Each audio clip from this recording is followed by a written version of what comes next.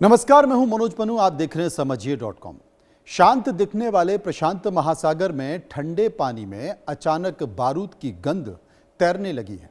एक तरफ बर्फ से ढके 4 रहस्यमयी द्वीप हैं, तो दूसरी तरफ 2 परमाणु शक्ति और आर्थिक महाशक्तियों का दशकों पुराना स्वाभिमान। रूस के राष्ट्रपति व्लादिमीर पुतिन के एक रणनीतिक कदम ने टोक्यो से लेकर मॉस्को और वॉशिंगटन तक हलचल मचा दी है। द्वितीय विश्व युद्ध के खत्म होने के बाद 8 दशक बाद भी जिस विवाद पर शांति समझौते के स्याही से दस्तखत नहीं हो सके हैं, वो विवाद आज फिर एक भयानक वैश्विक तनाव का केंद्र बन गया है। असल में रूसी राष्ट्रपति ने इन विवादित कुरील द्वीपों पर कदम रखकर एक संदेश दे दिया है कि रूस अपनी 1 इंच जमीन से भी पीछे हटने वाला नहीं है। दूसरी तरफ जापान ने इसे अपनी संप्रभुता पर सबसे बड़ा हमला करार दिया है। जापान के प्रधानमंत्री और वहां के शीर्ष नेतृत्व का गुस्सा 7वें आसमान पर है। इन द्वीपों पर केवल क्षेत्रीय अधिकार की लड़ाई नहीं है, बल्कि इनके सीने में छुपा है अरबों डॉलर का अनमोल खजाना, सोने और चांदी के अटूट भंडार और साथ ही बेहद दुर्लभ धातु रीनियम, जिसके बिना आधुनिक लड़ाकू विमानों के इंजन और मिसाइल तकनीक की कल्पना भी नहीं की जा सकती है। जब 2 ताकतवर देश एक दूसरे के सामने खड़े हों और पीछे हटने का रास्ता बंद हो जाए, तो दुनिया के सामने एक नए महायुद्ध का खतरा मंडराने लगता है। समझिए.com में आज बात सबसे विवादित द्वीप 4 द्वीपों की है, जहां पर पुतिन के पहुंचने से जापान गुस्से में आग बबूला हो गया है। देखिए रिपोर्ट मेरे साथ समझिए.com में।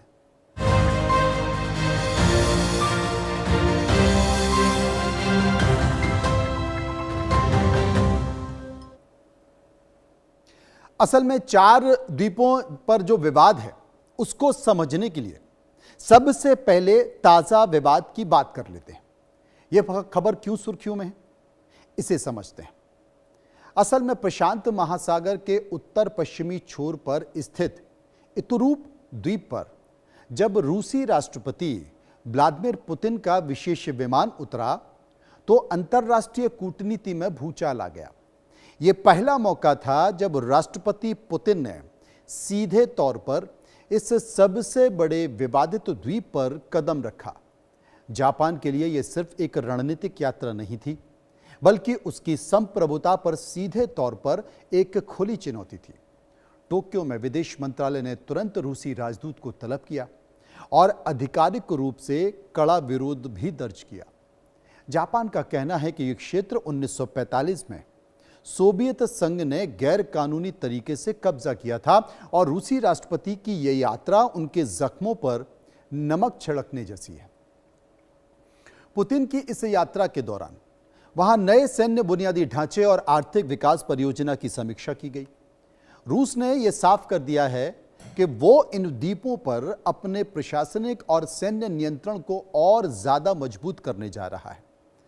अब जापान की बौखलाहट किस बात को लेकर है? सबसे बड़ी वजह यह है कि यूक्रेन युद्ध के बाद रूस की आक्रामकता अब सुदूर पूर्व में भी स्पष्ट से दिखने लगी है, जिससे पूरे पूर्वी एशिया में सुरक्षा संतुलन बिगड़ सकता है। और जब बिगड़ेगा तो आपको पता है कि क्या होगा। अब ये जो 4 द्वीप हैं, ये 4 द्वीप क्यों अहम हैं, ये समझने की जरूरत है। दरअसल विवाद वाले 4 द्वीप हैं, कुरील द्वीप समूह के हैं। इनका नाम क्या है? इतुरूप, कुनारशीर, शिकोतान और हाबोमाई।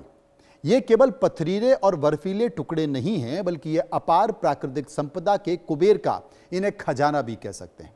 वैज्ञानिक और भूशास्त्रियों के अनुसार ये द्वीप और इनके आसपास के समुद्री क्षेत्र में सोने और चांदी के बहुत बड़े बड़े भंडार छुपे हुए हैं। इसके अलावा इतुरूप द्वीप के कुद्रयाबी ज्वालामुखी दुनिया के सबसे दुर्लभ और कीमती धातुओं में से एक रेनियम पाई जाती है। रेनियम का उपयोग सुपर अलॉय बनाने के लिए किया जाता है, जो कि जेट इंजनों के टरबाइन और हाइपरसोनिक मिसाइल में सबसे ज्यादा इस्तेमाल किए जाते हैं क्योंकि इनका जो अत्यधिक तापमान है वो सह सकता है, वो सहने की क्षमता इस धातु में होती है। विश्व स्तर पर रीनियम का उत्पादन बेहद कम है, बेहद सीमित है या फिर मिलता ही नहीं है, जिसके बाद यह द्वीप रणनीतिक रूप से बहुत ज्यादा कीमती हो गया है, बहुमूल्य बन गया है। यह सिर्फ खनिज ही नहीं बल्कि इन द्वीपों के आसपास का जो समुद्री क्षेत्र दुनिया के सबसे समृद्ध बड़े मछली पकड़ने वाले क्षेत्रों में से एक है। साथ ही इनके समुद्र तल में तेल और प्राकृतिक गैस के प्रचुर भंडार मौजूद हैं। इन संसाधनों पर अपना एकाधिकार बनाए रखना चाहता है रूस, जबकि जापान के लिए यह आर्थिक और रणनीतिक दृष्टि से बहुत महत्वपूर्ण है, या यूं कह सकते हैं कि जापान के लिए यह जीवन रेखा के समान है और इसीलिए दोनों देशों के बीच टकराव हो गया है।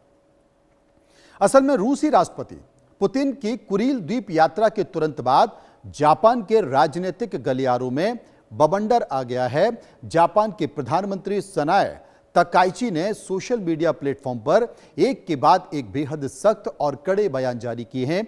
अपने आधिकारिक बयान में प्रधानमंत्री तकाइची ने कहा है कि विवादित नॉर्दर्न टेरिटरीज पर रूसी राष्ट्रपति का यह कदम पूरी तरह से अस्वीकार्य यानी कि एब्सोल्युटली अनएक्सपेक्टेबल है।